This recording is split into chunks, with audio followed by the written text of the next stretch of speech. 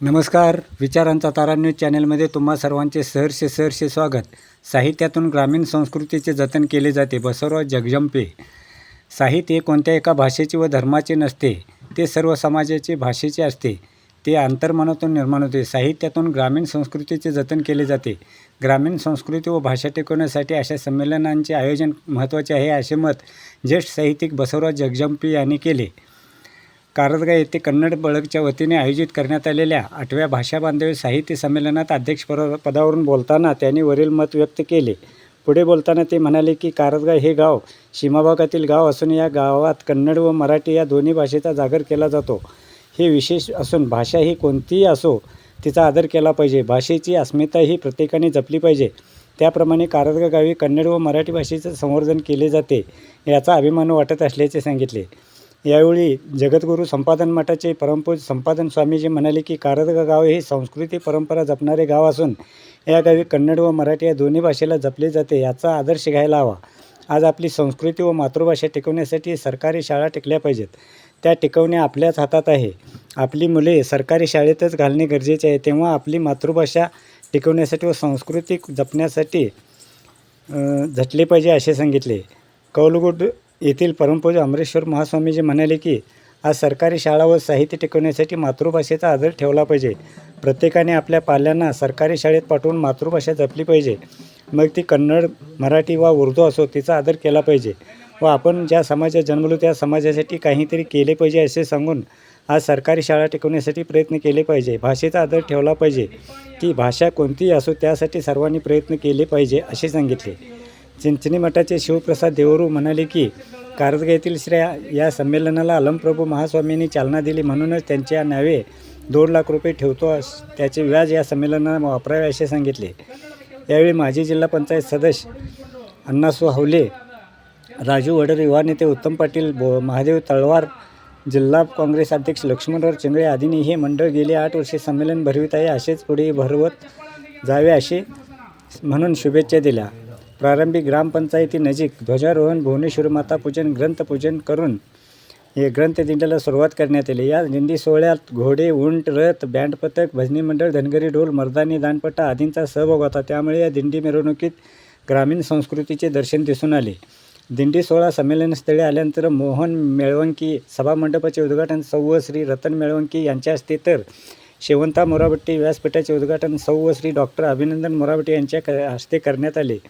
त्यानंतर मान्यवरांच्या हस्ते दीप प्रज्वलन व स्वामीजी व संमेलन अध्यक्षांच्या हस्ते उद्घाटन करून व के शांतला यांच्या नाटगीताने सुरुवात करण्यात आली. प्रेमोत्सव ग्रंथाचे प्रकाशन युवा नेते उत्तम पाटील यांच्या हस्ते तर साधकांचा सत्कार माजी जिल्हा पंचायत सदस्य अण्णासाहेब हावले यांच्या हस्ते करण्यात आला. उपस्थितांचे स्वागत ग्रामपंचायत अध्यक्षा स्वाती कांबळे यांनी तर प्रास्ताविक गौरवाध्यक्ष राजू किचडे यांनी केले.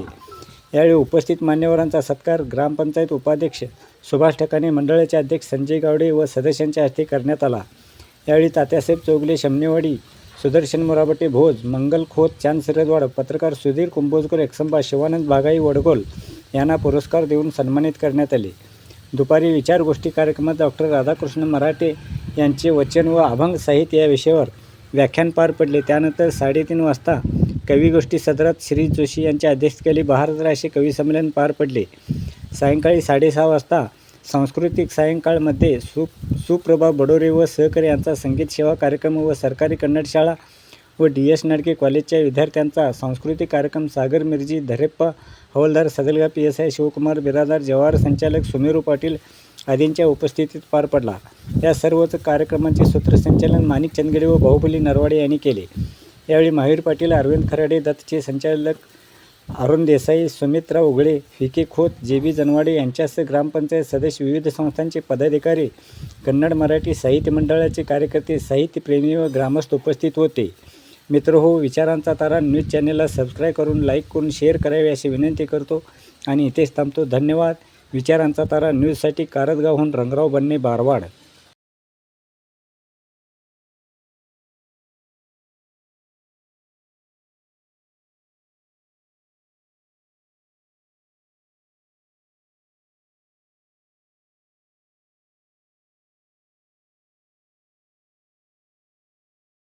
ಬಹುತೇಕ ನಾನು ಹೇಳ್ತಾ ಇದ್ದೀನಿ, ಸರ್ಕಾರ ಯಾರು ಬಂದ್ ಮಾಡ್ತಾ ಇದ್ದಿಲ್ಲ, ನಾವುಗಳು ನಮ್ಮ ಮಾತೃಭಾಷೆ ಪ್ರೀತಿಸ್ತಾ ಇಲ್ಲ, ನಮ್ಮ ಮಕ್ಕಳಲ್ಲಿ ಕಳ್ಸಕ್ಕೆ ತಯಾರಿಲ್ಲ. ಭಾಳ ಮಂದಿ ನಾನು ಕೇಳೀನಿ, ಕನ್ನಡ ಶಾಲೆಯೊಳಗೆ ಇರ್ತಕ್ಕಂಥ ಮಾಸ್ತರ್ಗಳಿಗೆ, ಶಿಕ್ಷಕರಿಗೆ ಕೇಳೀನಿ, ನೀವೆಲ್ಲ ಕನ್ನಡ ಶಾಲೆ ಉಳಿಬೇಕು, ಕನ್ನಡ ಶಾಲೆ ಉಳಿಬೇಕು, ಸರ್ಕಾರಿ ಶಾಲೆ ಉಳಿಬೇಕಂದ್ರೆ ನಿಮ್ಮ ಮಕ್ಕಳಲ್ಲಿ ಓದ್ತಾರಂತ ಕೇಳಿದಾಗ ಅವ್ರು ಸುಮ್ಮನೆ ಕೂತಾರ ನನ್ನ ಮುಂದೆ.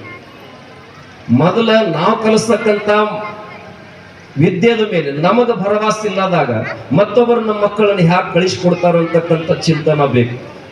ಮೊದಲು ನಾವು ಯಾರ ಕನ್ನಡವನ್ನು ಪ್ರೀತಿಸ್ತಕ್ಕಂಥ ಮನಸ್ಸುಳ್ಳವರಿದೆಯೋ ನಾವು ಮೊದಲು ಪುಣ್ಯಾತ್ಮರ ನಮ್ಮ ಮಕ್ಕಳನ್ನ ಮಾತೃಭಾಷೆಯಲ್ಲಿ ಕಲಿಸ್ಬೇಕು ಅಂತಕ್ಕಂಥ ಪರಿಕಲ್ಪನೆ ನಮ್ಮಲ್ಲಿ ಬರಬೇಕು. ಇದು ಗಡಿನಾಡ ಗುಡಿಯಲ್ಲಿ ಪುಣ್ಯಾತ್ಮರ ಯಾವ ಭಾಷೆ ವಿರೋಧಿಯಾಗಿ ಕಾರ್ಯವನ್ನ ಶ್ರೀಗಳು ನೆಟ್ಟಿಲ್ಲ. ಇಲ್ಲಿ ಪ್ರತಿಯೊಬ್ಬನು ಪುಣ್ಯಾತ್ಮರೇ ಮಾತೃಭಾಷೆಯಲ್ಲಿ ಯಾವ ಕಲಿತಾನ ಅವ ಮಾತ್ರ ಉನ್ನತಿ ಹೋಗ್ಲಿಕ್ಕೆ ಸಾಧ್ಯದ. ಸಂಸ್ಕಾರದಿಂದ ಪುಣ್ಯಾತ್ಮರ ಸಂಪತ್ತನ್ನು ಗಳಿಸ್ಲಿಕ್ಕೆ ಸಾಧ್ಯ ಆಗ್ತದ. ನೀವೆಲ್ಲೋ ಪುಣ್ಯಾತ್ಮರು ಯಾವ್ದೋ ಬೆನ್ನತ್ತಿ ಆಂಗ್ಲ ಭಾಷೆ ಇನ್ಯಾವ ಭಾಷೆಗೆ ಹೋದ್ರೆ ನಮ್ಮ ಮಗ ಜಾಣ ಆಗ್ತಾನ.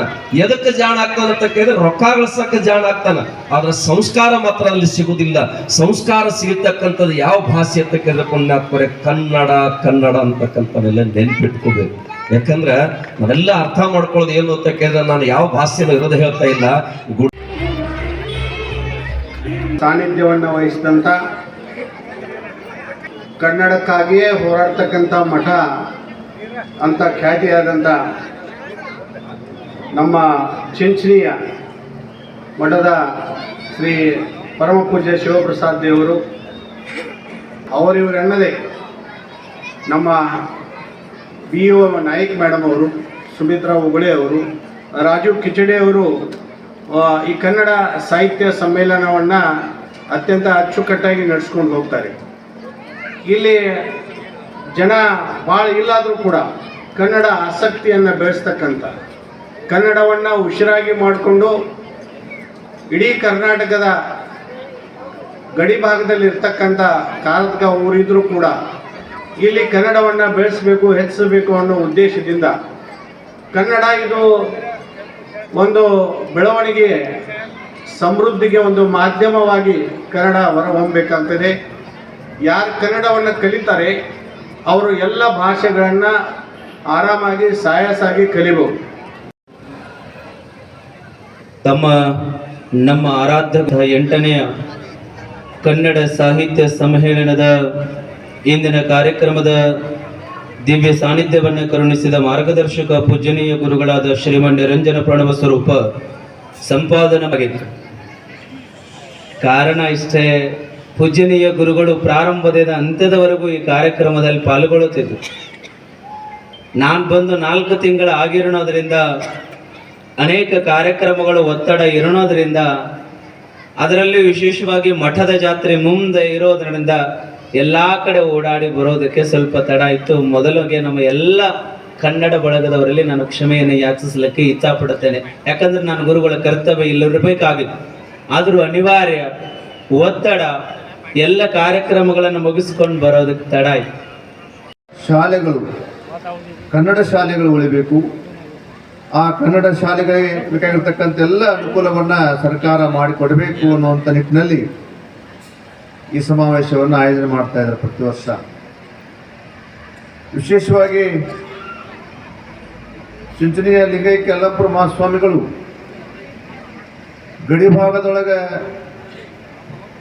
ನೆಲ, ಜಲ, ಭಾಷೆ ಬಗ್ಗೆ ಸಮಸ್ಯೆ ಬಂದಾಗ ಬಹಳಷ್ಟು ಪ್ರತಿಭಟನೆ, ಹೋರಾಟಗಳನ್ನು ಮಾಡಿ ಆ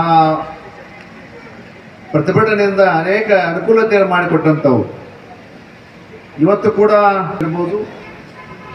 ಮತ್ತು ಬೇರೆ ಬೇರೆ ಶಾಲೆಗಳಲ್ಲಿ ಶಿಕ್ಷಕರ ಕೊರತೆ, ಕನ್ನಡ ಶಿಕ್ಷಕ ಕೊರತೆಯನ್ನು ನಾವು ಕಾಣ್ತೀವಿ. ಮತ್ತು ವಿದ್ಯಾರ್ಥಿಗಳಿಗೆ ಕೊಂಡಿರಲಿಕ್ಕೆ ಕ್ಲಾಸ್ ರೂಮ್ಗಳಿಲ್ಲ, ಕೊಠಡಿಗಳಿಲ್ಲ, ಅವುಗಳನ್ನು ಕೂಡ ನಾವು ಕಾಣ್ತಾ ಇದ್ದೀವಿ.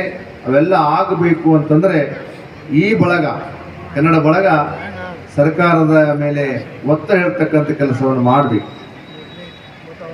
ಇವತ್ತು ನಮ್ಮ ಜಗಜಿಂಪಿ ಸರ್, ನೀವು ವಯಸ್ಸೆಟ್ಟಿಗೆ ಅವ್ರ ಸರ್ ಕೇಳಿದ್ನ್ಯಾ 76ಗೆ ಅವ್ರ ಸರ್ ಅಂದ್ರು. ಹಂಗೆ ಅನ್ಸಂಗಿಲ್ಲ ಸರ್. ಈಗ ನೀವು ಪೇಟ ಎದುರಿಗೆ ನನ್ನ ಪ್ರೀತಿಯ ಇನ್ನೊಬ್ಬ ಶಿಷ್ಯ ಡಾಕ್ಟರ್ ಸಾಗಾಮೆ ಅವರು ಕುಂತಿದ್ದಾರೆ. ಇಲ್ಲದಾರ ಅವರು ಹೆಸರದಿರಲ್ಲ. ಯಾಕಂದ್ರೆ 51 ವರ್ಷಗಳ ಹಿಂದೆ ನಿಪ್ಪಾಣಿಯಲ್ಲಿ ಬಹುತೇಕ ಮರಾಠಿ ವಾತಾವರಣ ಇತ್ತು. ಆದರೆ ಇವತ್ತು 50 ವರ್ಷಗಳ ನಂತರದಲ್ಲಿ ಅದು ನೂತನ ತಾಲೂಕಾಗಿ, ನೂತನ ತಾಲೂಕಿಗೆ ಈ ಗಡಿನಾಡಿನ ಕೊನೆಯ ಒಂದು ಗ್ರಾಮ ಕಾರದಗ ಸೇರಿಕೊಂಡು ಆ ಒಂದು 50 ವರ್ಷಗಳಿಂದ ನಾವು ಮಾಡ್ತಾ ಬಂದಿರುವಂತಹ ಕನ್ನಡ ಸೇವೆಗೆ ಇವತ್ತೊಂದು ಸಾರ್ಥಕವಾದ ಕ್ಷಣಗಳು ಅಂತ ಹೇಳಿ ನಾನು ಭಾವಿಸಿದ್ದೇನೆ. ನನಗೆ ಬಂದಂತಹ ಸರ್ವಾಧ್ಯಕ್ಷತೆಯ ಗೌರವ. ಕನ್ನಡ ಮನಸ್ಸುಗಳು ಜೊತೆಗೆ ಕೆಲವೇ ದಿನಗಳ ಹಿಂದೆ ಇಲ್ಲಿ ಮರಾಠಿ ಸಾಹಿತ್ಯ ಸಮ್ಮೇಳನ ನಡೆಯಿತು. ಮರಾಠಿ ದಿನಾಂಕಗಳು ಬೇರೆ ಬೇರೆ ಆದರೂ ಅವರಿಬ್ಬರೂ ಈ ಗ್ರಾಮದಲ್ಲಿ ಒಂದಾಗಿ ಚಂದಾಗಿ ಎಷ್ಟು ಒಳ್ಳೆಯ ಕಾರ್ಯಕ್ರಮಗಳನ್ನು ಮಾಡ್ತಾ ಇದ್ದಾರೆ ಅನ್ನೋದನ್ನು ನಾನು ನೆನಪು ಮಾಡಿಕೊಂಡೆ. ನನಗೆ ಅಭಿಮಾನ ಅನಿಸಿತು. ಈ ವರ್ಷ ವಿಶೇಷ ಅಂತಂದ್ರೆ ನಾಡಗೀತೆಯನ್ನೇ ನುಡಿಸಿಕೊಡ್ರಿ, ಆದ್ರೆ ಕನ್ನಡ ಕಲಿಸಿಕೊಡ್ರಿ ಅಂತ ಹೇಳಿ ಅವರಿಂದ ನಾನು ಮಾತು ತಗೊಂಡು ಅದೇ ರೀತಿ ಅವರು ಕನ್ನಡವನ್ನು ಕಲಿತರು. ರಾಜಿಗಲ್ಲಿ ನಾವೆಲ್ಲ ಎಷ್ಟು ಸಾಮರಸ್ಯದಿಂದ ಸೌಹಾರ್ದತೆಯಿಂದ ಆ ಓಣಿಯಲ್ಲಿ ಬದುಕಿದ್ದು ಅನ್ನೋದಕ್ಕೆ ಬಹಳಷ್ಟು ಉದಾಹರಣೆಗಳದಾವು. ಆಗಾಗ ಕಿರಿಕಿರಿ ಆಗ್ತಿತ್ತು, ಸಂಘರ್ಷ ನಡೀತಿತ್ತು, ಕಾಡ್ತಿದ್ರು, ಪೀಡಿಸ್ತಿದ್ರು.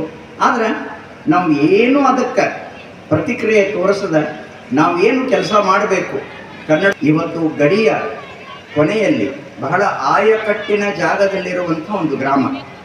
ಅಜ್ಜವರು ನೆನಪು ಮಾಡಿದರು, ಸೀರೆ ಧೋತ್ರದ ಗಡಿ ಅದೇನು ಗಡಿ ಗಟ್ಟಿತ್ತಂದ್ರೆ ಅದು ವಸ್ತ್ರ ಚೆನ್ನಾಗಿ ಬರ್ತದೆ. ಹಾಗೆ ಗಡಿ ಗ್ರಾಮಗಳು ಗಟ್ಟಿಯಾಗಿದ್ದರೆ ನಮ್ಮ ಕನ್ನಡದ ಗುಡಿ ಅದು ಭದ್ರವಾಗಿ ಇರ್ತದೆ. ಇವತ್ತು ಕನ್ನಡಕ್ಕೆ ಯಾವುದೇ ಅಪಾಯ ಇಲ್ಲ ಅಂದರೂ ನಾವು ಕನ್ನಡ ಶಾಲೆಗಳಿಗೆ, ನಮ್ಮ ಮಕ್ಕಳೆಲ್ಲ ಕನ್ನಡ ಶಾಲೆಯಲ್ಲಿ ಓದಿದ್ರು, ಅವ್ರಿಗೇನೂ ಕಡಿಮೆಗಿಲ್ಲ. ನಾವು ಅಕಸ್ಮಾತ್ ಕನ್ನಡ ಶಾಲೆ ಸೇರಿದವರು. ಯಾಕಂದ್ರೆ 56ನೇ ಇಸ್ವಿಗೆ ನಮ್ಮ ಪ್ರವೇಶ ಕನ್ನಡ ಶಾಲೆ.